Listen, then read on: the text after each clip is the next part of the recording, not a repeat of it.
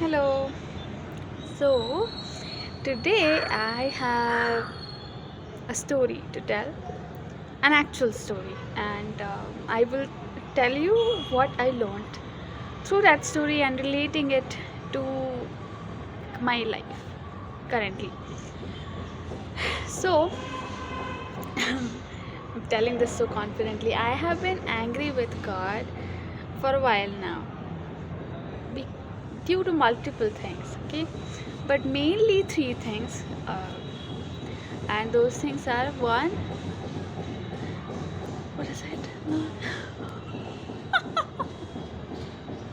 First thing was regarding my job, and the second thing was about relationships. So I recently learned that we as Christians should not be doing namaste or namaskar or touching feet of the elders, because that means those phrases themselves literally mean I worship the divine in you, and we are not supposed to do that. We should worship only God. So I didn't disagree with that, but I was angry thinking about like the amount of uh, inconvenience that will happen, like how awkward relationships are going to feel, because I come from a Hindu background, and no one else in my family is a Christian, and my parents and relatives, they are not going to be happy with it. In the city it's manageable, like saying good morning, etc., but like in a rural village it will not be okay.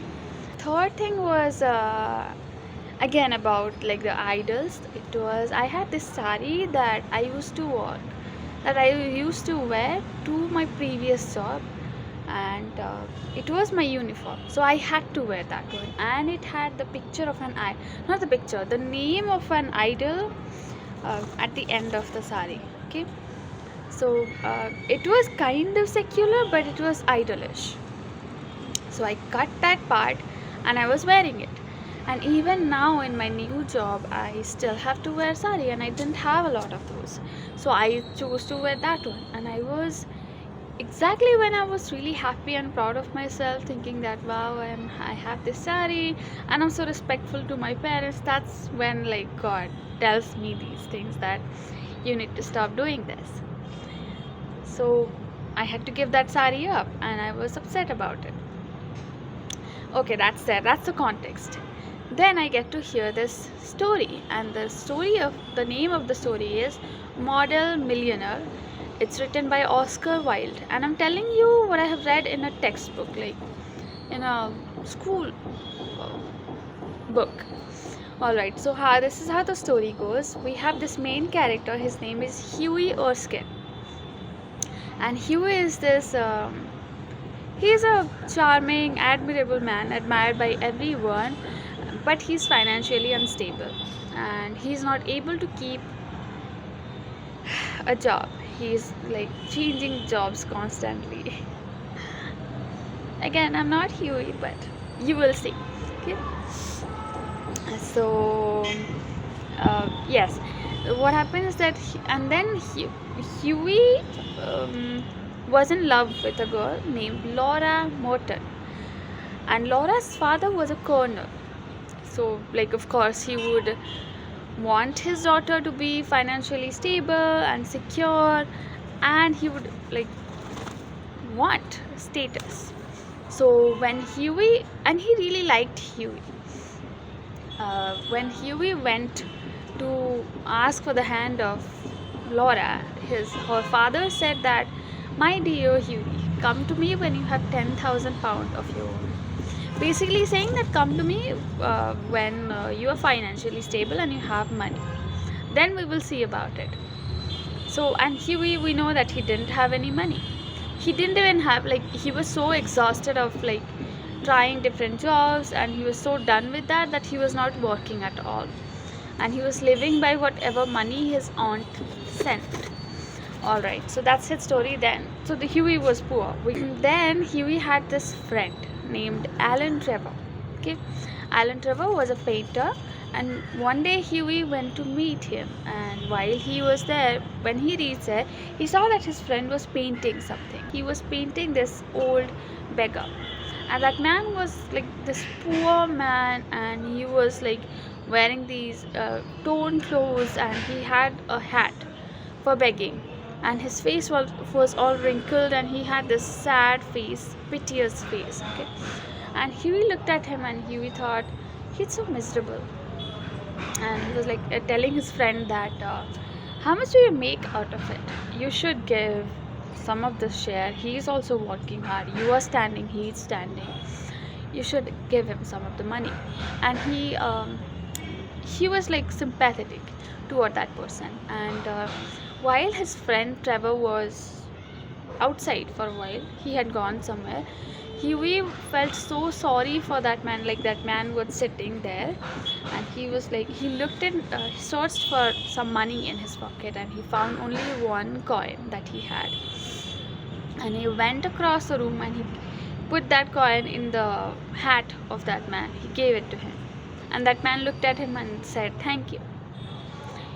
So that's that.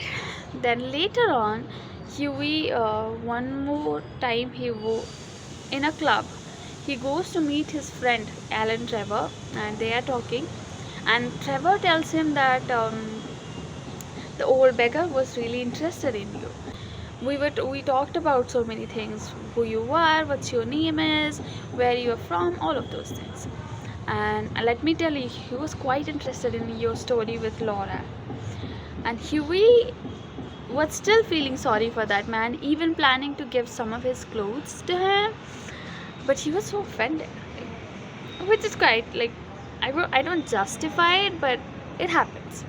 So he's like, you told that old beggar everything about me, and you told him about Laura. You are joking, right? And he was so angry. Then his friend says, my dear Huey, this person that you keep calling old beggar is actually one of the richest men in Europe. He could buy the entire London and never miss money. Like, it won't make him a difference. It won't make a difference to him. He has that much money. And Huey was embarrassed. He was feeling sorry. He was like, you should have told me. I made such a fool of myself. So that's how it happened. And then what happened? Next day, Huey was having breakfast, and this Huey's servant comes and says that it's kind of like ironic, no? That it's in the story that he was poor, but he still had a servant. Okay, so Huey's servant comes and says that one man has come to see you, and it was the messenger of Alan Trevor. And Huey was like, he's probably here to ask for an apology. And Huey quickly apologizes. And how did that servant man come? He came wearing like gold spectacles, and he was this polished looking man. And Huey like, please tell him I'm sorry. But he says no. He has sent this envelope for you. Gives it to Huey. On the envelope it says, a wedding gift from an old beggar. Okay. And he opens it, and there is a check of £10,000. And Huey takes that money, and he gets married. His love story. That's the story. Okay. And I happened to read this story while I was mad at God for this. Okay. Which kind of showed me. Okay. What did it show me? That whatever I gave up for God. One more thing happened is that so I was angry with God for the sari. In the same week, I receive a gift from someone, and they give it to me. They bought a sari for me, and it's of my favorite color, and they gave it to me because I'm a Christian. Okay, they are a Christian, and they got to learn that I am a Christian. And that's why they gave that sari to me. And why did I lose my sari that I was talking about before? Because of my faith. And it was because of my faith I got that sari. Alright. So yes, I learned that story while I was mad at God for all of this. And I had not yet realized this whole sari connection. Okay. So whatever I gave up for God is like this coin.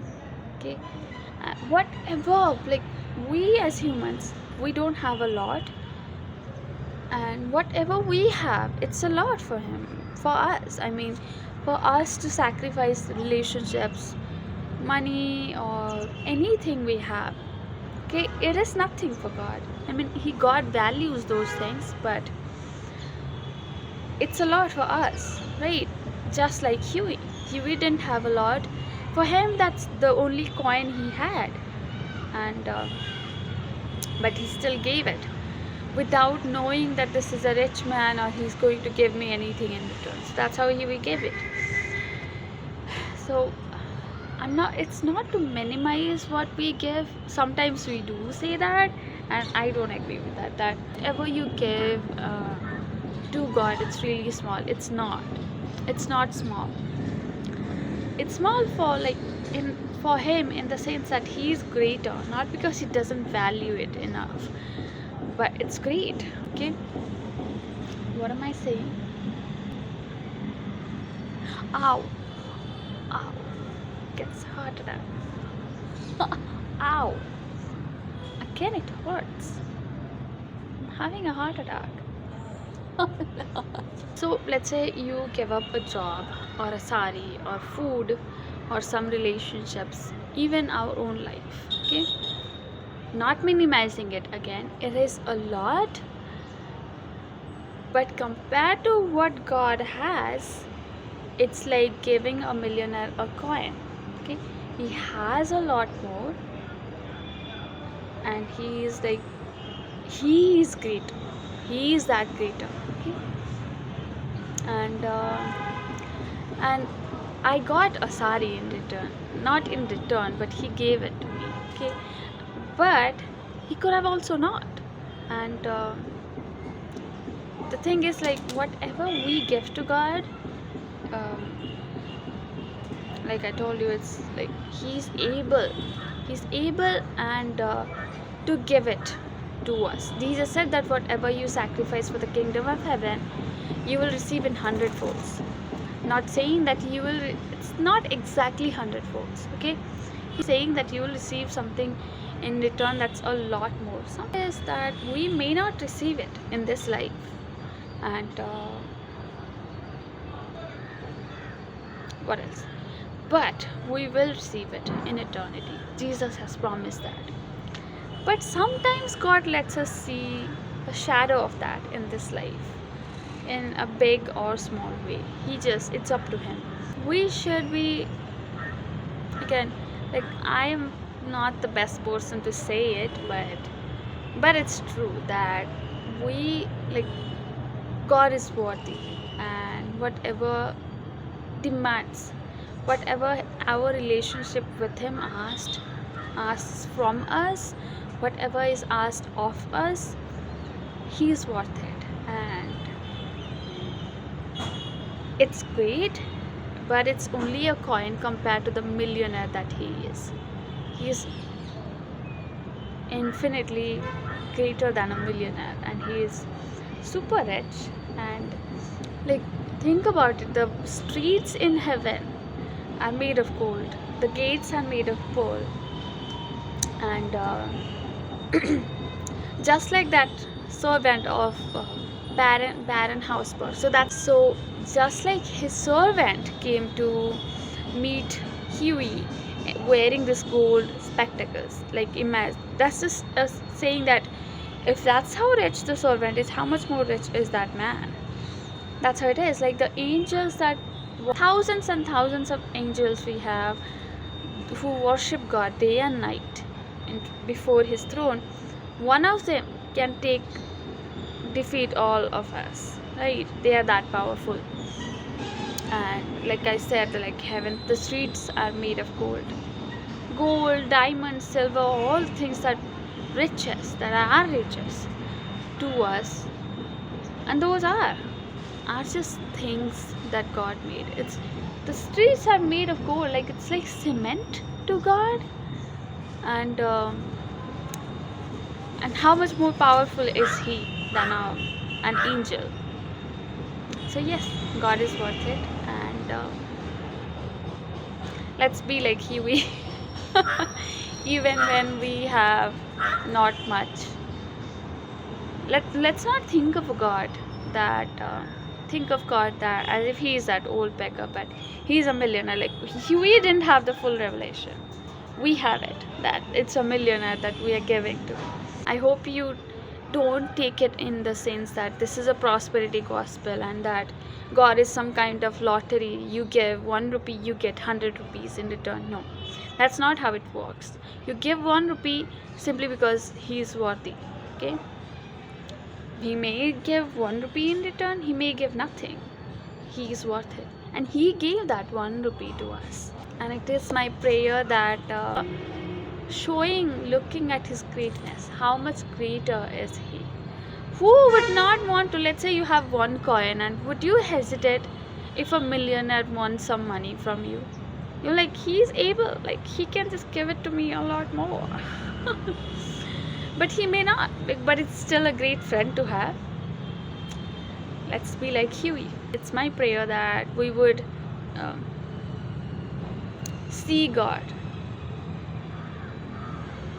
in his greatness and respond to him according to that. In Jesus' name I pray. Amen.